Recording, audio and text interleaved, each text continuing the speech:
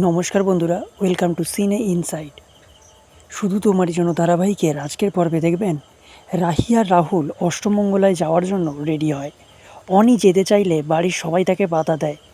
রাস্তায় যেতে যেতে রাহুল রাহিকে বলে, রাহি তুমি ওই বাড়িতে যাচ্ছ, তাই মুখে হাসি রেখো, কেউ যেন সবটা বুঝতে না পারে।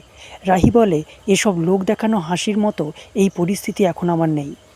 এই নিয়ে তাদের মধ্যে কথা কাটাকাটি হয়।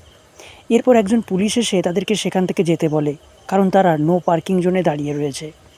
এরপর রাহুল আর রাহি পৌঁছে যায় বাড়িতে। তাদেরকে সবাই ওয়েলকাম করে। রাহুল গাড়ির দরজা খুলে রাহির দিকে হাত বাড়ায় আর রাহিকে গাড়ি থেকে নেমে আসতে বলে। পাড়ার লোকেরা বলে, বিয়েটা তাড়াহুড়া হলেও ওদেরকে বেশ মানিয়েছে। রাহির মা রাহি আর রাহুলকে বরণ করে, আর এসবটা আড়াল থেকে তিতলি দেখতে থাকে। তিতলি মনে মনে বলে, তুই তো পুরো গয়না পরে সেজে গুজে এসেছিস, তাই না? এসব আমার হওয়ার কথা ছিল। ওই সব গয়না আমিই নেব আর তোকে বরবাদ করে দেব। তুই দেখ এখন আমি কি করি। তাহলে কী হতে চলেছে বন্ধুরা, জানতে দেখুন শুধু তোমার জন্য। ভালো লাগলে আমাদের চ্যানেলটিকে সাবস্ক্রাইব করে পাশে থাকুন। ধন্যবাদ।